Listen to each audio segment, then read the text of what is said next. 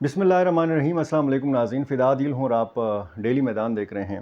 کہتے ہیں پاکستانی سیاست میں کوئی بھی چیز حرف آخر نہیں ہوتی۔ کسی بھی وقت پاکستانی سیاست میں بڑی بڑی تبدیلیاں آ سکتی ہیں۔ اگر ہم مولانا فضل الرحمان کے حوالے سے، ان کی سیاست کے حوالے سے بات کریں تو ان کے حوالے سے کہا جاتا ہے کہ یہ ماضی میں حکومتوں کا حصہ رہے ہیں، اور یہ بھی ان کے بارے میں کہا جاتا تھا کہ ان کی جماعت کا حکومت کے بغیر گزارا نہیں ہوتا، یہ ہر حکومت میں نگینے کی طرح فٹ ہو جاتے ہیں۔ لیکن اس مرتبہ جب الیکشن ہوا تو مولانا فضل الرحمان نے بڑا سخت لب و لہجہ استعمال کیا۔ ان کی جماعت بلوچستان میں وفاقی سطح کے اوپر اور خیبر پختونخوا میں وہ اکثریت حاصل نہیں کر سکی، وہ نشستیں حاصل نہیں کر سکی جس کی اس جماعت کو توقع تھی، اس جماعت کے کارکنوں کو یا اس جماعت کی قیادت کو توقع تھی۔ جمعیت علماء اسلام کی قیادت کا دعویٰ ہے کہ اس کو ہرایا گیا ہے، جمعیت علماء اسلام کو جان بوجھ کر ہرایا گیا ہے اور ان کا مینڈیٹ چوری کیا گیا ہے۔ پورے پاکستان میں الیکشن کے بعد مولانا فضل الرحمان نے عوامی جلسوں کا، عوامی اسمبلیوں کا ایک سلسلہ شروع کر رکھا ہے۔ یہ عوامی اسمبلیاں انہوں نے چاروں صوبوں میں منعقد کیں۔ پشاور میں بھی انہوں نے ایک بڑا اجتماع کیا، پنجاب میں مظفر گڑھ کے اندر ان کا بڑا اجتماع آپ نے خود دیکھا۔ اور آج ایک بڑی ڈیولپمنٹ ہوئی ہے۔ ڈیولپمنٹ یہ ہوئی ہے کہ وزیراعظم شہباز شریف مولانا فضل الرحمان کے ہاں پہنچ گئے، ان سے ملاقات کی اور ان کو منانے کی کوشش کی۔ ایک تو بجٹ ہے، اور بجٹ پر انہوں نے مولانا فضل الرحمان سے تعاون طلب کیا۔ دوسرا، اسٹیبلشمنٹ کے خلاف جو مولانا صاحب نے آج کل سٹینڈ لیا ہوا ہے، جس طریقے سے وہ بات کرتے ہیں پریس کانفرنسز میں، عوامی اجتماعات میں، اسمبلی کے اندر، تو ظاہر ہے کہ مولانا فضل الرحمان اسٹیبلشمنٹ سے ناراض ہیں، اور ایسا بھی نہیں ہے کہ اسٹیبلشمنٹ ان کے بیانات کو ہلکا لے رہی ہے۔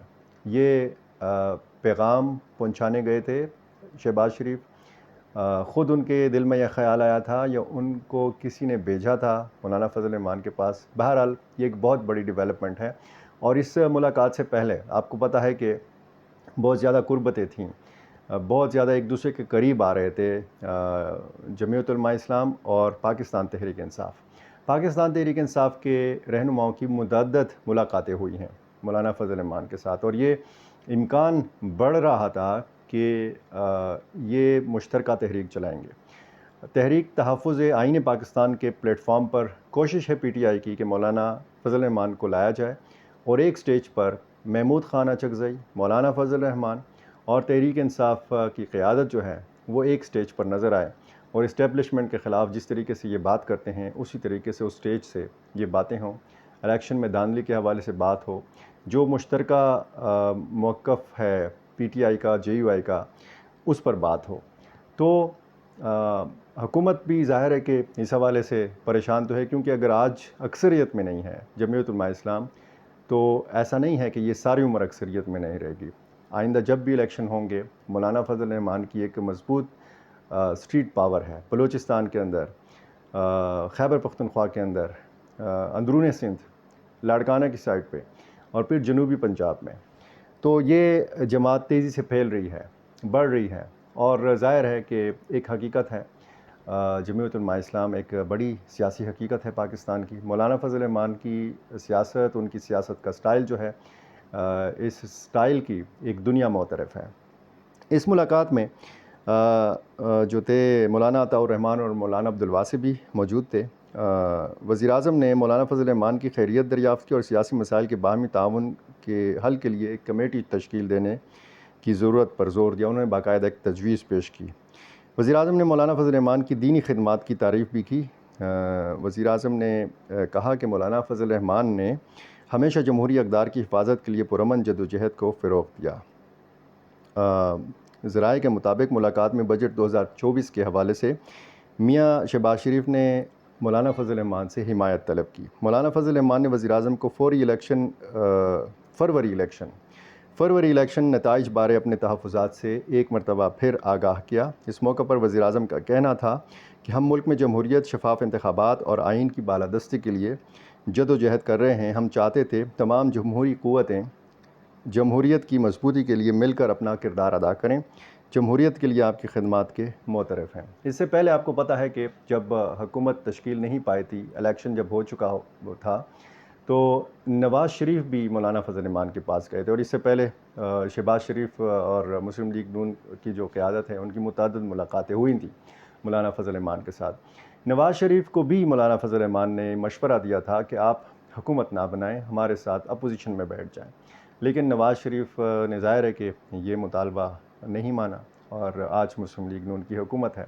اسی طرح کے ایک مشورہ جو ہے یہ مولانا فضل الرحمان کا نواز شریف نے نہیں مانا تھا، اور یہ مشورہ نہ ماننے کے حوالے سے باقاعدہ اعتراف کیا ہے، متعدد مرتبہ کیا ہے نواز شریف نے، کہ اگر ہم مولانا کا مشورہ مان لیتے تو خیبر پختونخوا میں پی ٹی آئی کو حکومت بنانے کا موقع نہ ملتا، اور پھر اسی حکومت کی بنیاد پر باقی ملک میں بھی اس کو اس طرح کی کامیابیاں نہ ملتی، وزیر اعظم نہ بنتے عمران خان۔ بہرحال ایک سلسلہ ہے، چل رہا ہے۔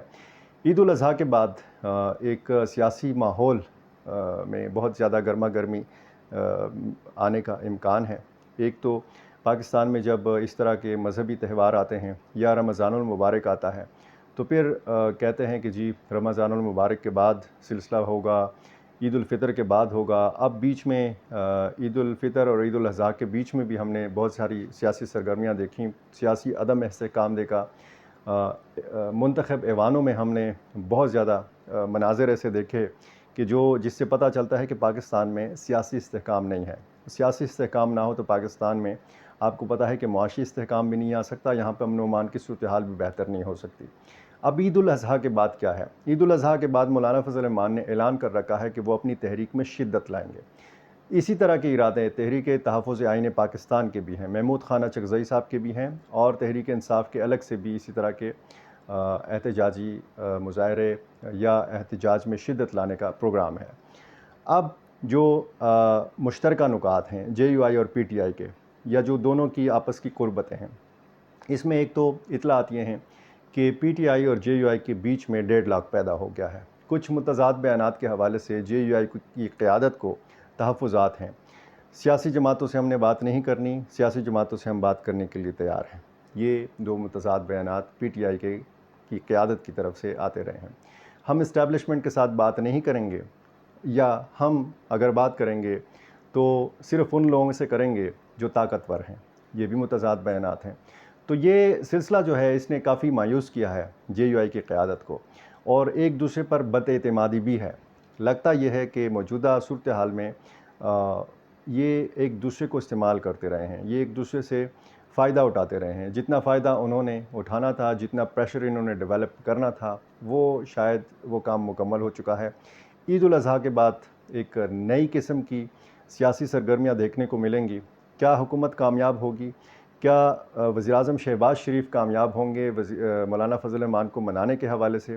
اور کیا مولانا فضل الرحمان کا جو موقف ہے، جو ان کا سخت لہجہ ہے اسٹیبلشمنٹ کے خلاف، پاکستانی فوج کے خلاف، کیا اس میں کوئی نرمی آنے کا امکان ہے؟ یہ ساری چیزیں ہمیں دیکھنے کو ملیں گی عید الاضحیٰ کے بعد۔ بہت شکریہ۔